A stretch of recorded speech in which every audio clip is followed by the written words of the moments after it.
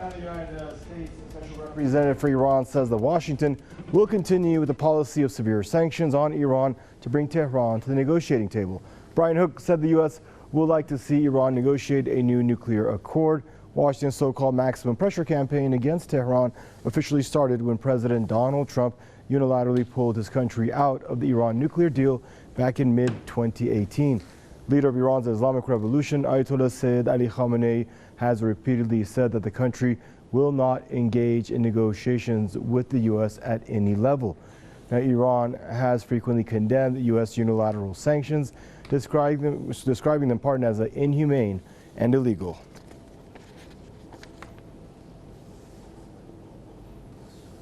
And joining us now for this news review is Jim W. Dean, managing editor at Veterans Today, joining us from Grand Rapids, Michigan, and Marcus Papadopoulos, editor at Politics First, joining us from London. Gentlemen, I'd like to welcome you both to the program. Mr. Jim Dean, we'll start with you. Your initial thoughts, please, on the story. Well, we're right back in Never Never Land with Mr. Trump pretending that he's open to making some adjustments on the Iran nuclear deal. But Iran very wisely realizes that it's in a position, why should we deal with somebody that's already reneged on the former deal? If anybody has to show any flexibility, the person who reneged on the last deal should get back in it for one reason, because we're looking at all of the treaties that the U.S. is canceling one after another for whatever reason Mr. Trump comes up with in the morning after he gets up.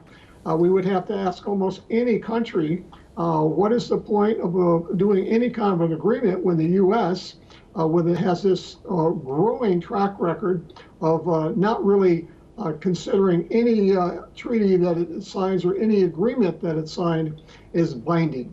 And this is something U.S. credibility is going down the tubes. Maybe after this next election, we may have someday have a new administration in that can enter a new era and trying to repair this damage. But Donald Trump is certainly the last person on the planet that's going to be able to do that.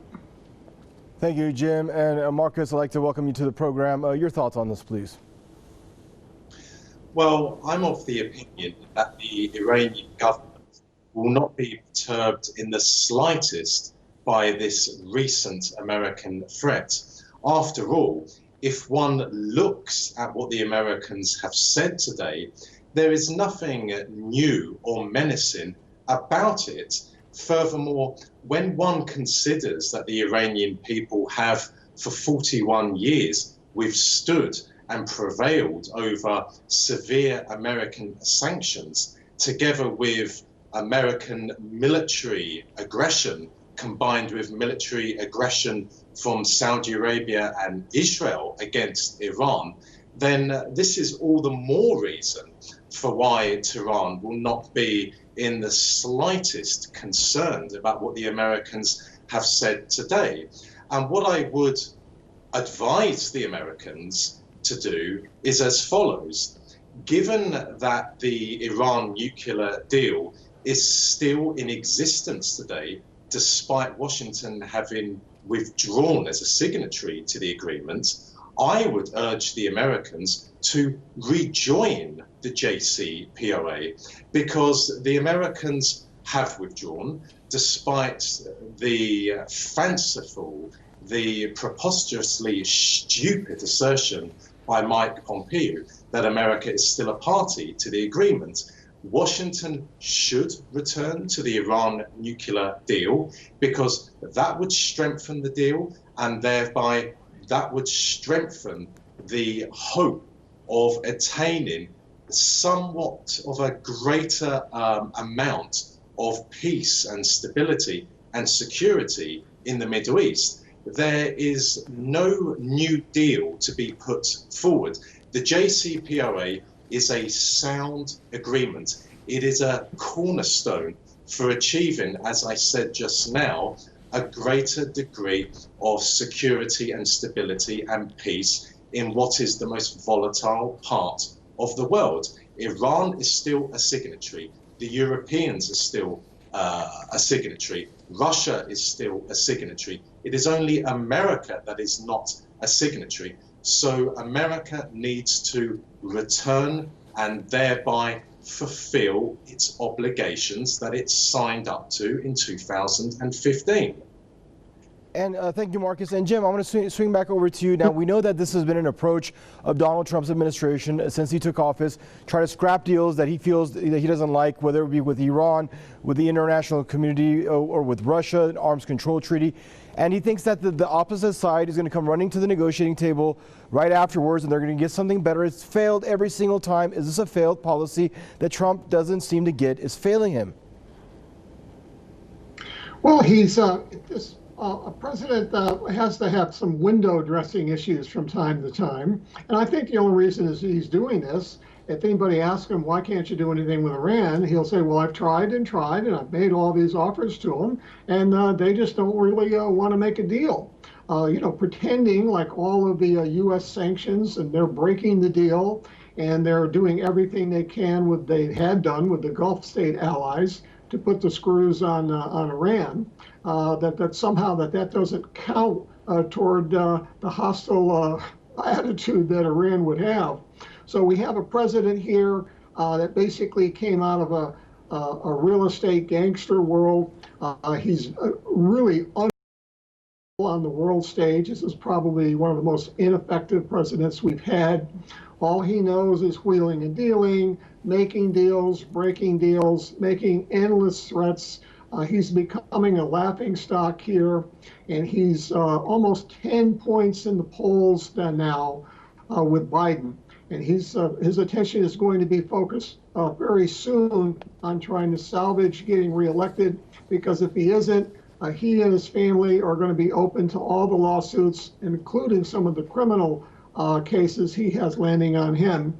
And we could have a first time where we have an ex-American president that could be in court on very serious criminal charges. And Marcus, that's the thing. I mean, what is the Oval Office's end here? Is it a new round of negotiations or total submission? Because when you want to negotiate with someone, you don't choke them out, financially, try to bring them to their knees. You do not basically take out their most celebrated military man in the country, and Lieutenant General Qasem Soleimani. A lot of things that you do not do if you're really looking for sincere negotiation. What the U.S. seems like is something after far more sinister than a negotiation with Iran.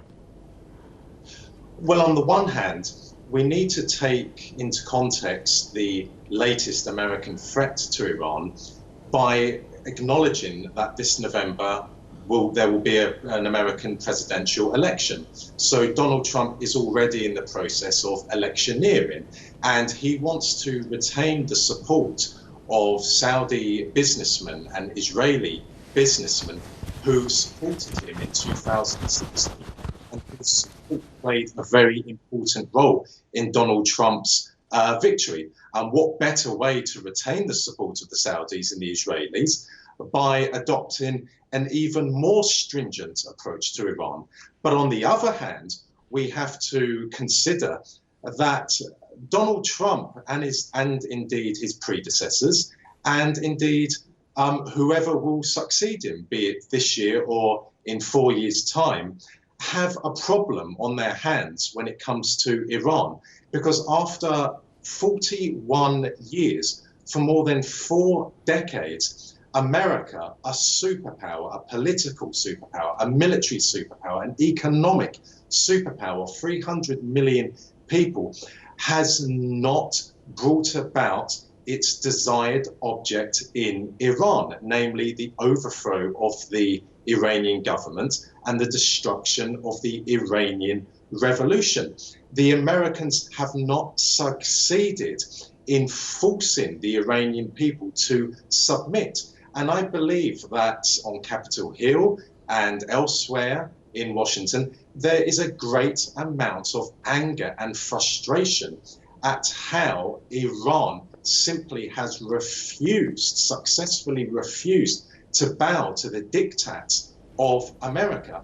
And I think that frustration felt by Trump and indeed his predecessors is combined with the knowledge that there is very little else apart from an American military campaign against Iran that Washington can do in order to bring Iran, to bring the Iranian people to their knees. As I said, the only realistic option of Iran being brought to its knees, being destroyed, would be by an outright American invasion. And I don't believe the Americans would realistically, seriously consider a military invasion of Iran, because the Iranian military is extremely strong, is extremely well equipped, is very large, is very well led, and the morale of its soldiers is extremely high, is extremely fierce. And what we saw during the Iraq-Iran war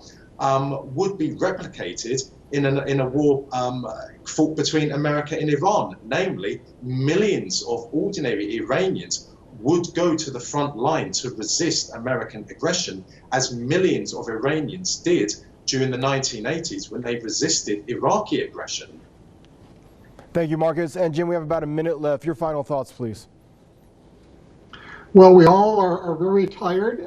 As Mark said, we're talking about a 40-year saga here.